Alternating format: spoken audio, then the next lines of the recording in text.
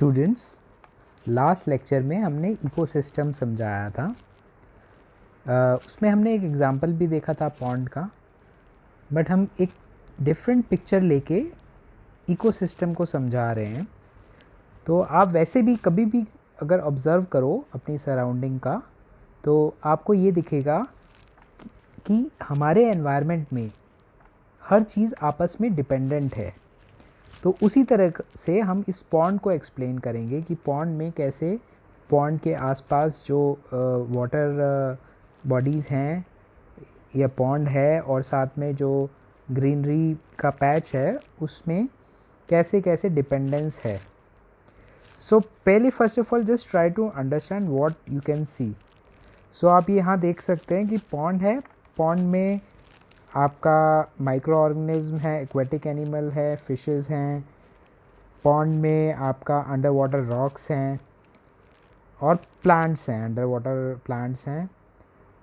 सो इसके अलावा आप जहाँ पॉन्ड होता है वहाँ पास में ग्रास होता है क्योंकि वाटर सोर्सेज अवेलेबल है, पास में ट्रीज़ होते हैं क्योंकि अबंडेंस ऑफ वाटर है, और वाइल्ड लाइफ के भी चांसेस बढ़ जाते हैं ऑब्वियसली।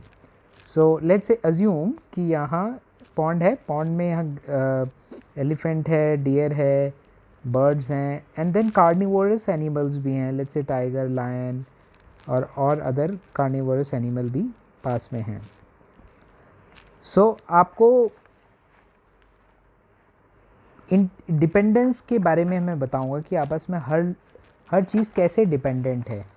सो लेट्स से कि अगर माइक्रो ऑर्गेनिज्म नहीं होंगे तो आपको पता होगा कि पॉन्ड डर्टी होता है तो उसमें क्लीन कौन करेगा, माइक्रो ऑर्गेनिज्म करेंगे। ठीक है, मान लो कोई पॉन्ड के अंदर डेड बॉडी या लेट्स से कि डेड फिश और ये आ गई तो वो कैसे वो क्लीन होगा। सो मान लो कुछ पोल्यूटेंट्स आ गए तो भी माइक्रो ऑर्गेनिज्म काफ़ी हेल्प करते हैं इन चीज़ों को, डेड बॉडीज़ को या इन चीज़ों को क्लीन करने के लिए। सिमिलरली माइक्रो ऑर्गेनिज्म सिर्फ पॉन्ड में नहीं होते, सिर्फ इवन हमारे लैंड के ऊपर भी होते हैं। So let's say if there is a dead elephant तो उसमें काफ़ी चांसेस होता है पोल्यूशन होने के, तो उसको कौन क्लीन करता है, या तो बर्ड्स होंगे जो फ्लैश ईटिंग बर्ड्स होंगे जैसे वो करेंगे, या फिर माइक्रो ऑर्गेनिज्म करेंगे उसको, फिर ultimately that goes under this soil after some time. So अब आप लेट्स से कि हमने बताया था कार्निवोरस एनिमल है और डियर भी है, और आपको पता है डियर क्या खाता है, डियर ग्रास खाता है, तो ग्रास अबंडेंट है यहाँ तो अब ग्रास खा लेगा। बट और इसमें जो प्रोड्यूसर्स होते हैं, कभी भी आप पूछेगा कि आपने आगे पहले भी पढ़ा होगा कि प्रोड्यूसर्स कौन से हैं, कौन होते हैं, प्लांट्स होते हैं, क्योंकि ये कैसे बनाते हैं एनर्जी, ये एनर्जी बनाते हैं सनलाइट एंड कार्बन डाइऑक्साइड, वे प्रोड्यूसर हैं, only producers are plants and trees, right.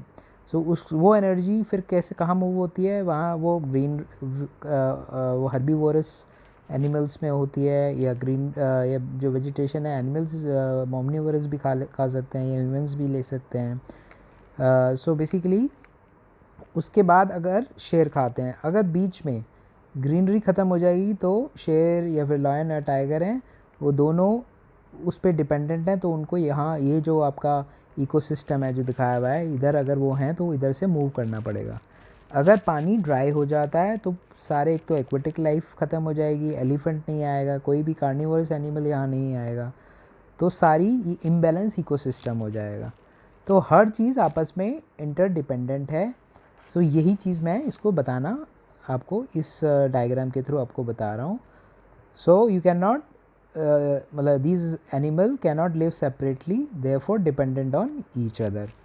There are two factors which are affecting. One is like आपका कि भाई आपस में बायोटिक डिपेंडेंस है, जिसमें कि living organism, plant, animal, micro organism जिसको हमने डिस्कस किया।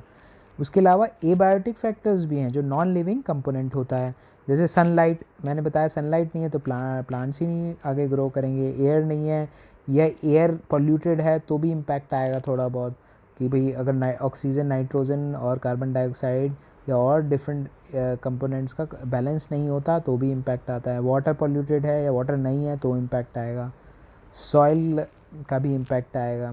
तो ये सारी चीज़ें इम्पैक्ट करती हैं किसके लिए, इकोसिस्टम के लिए।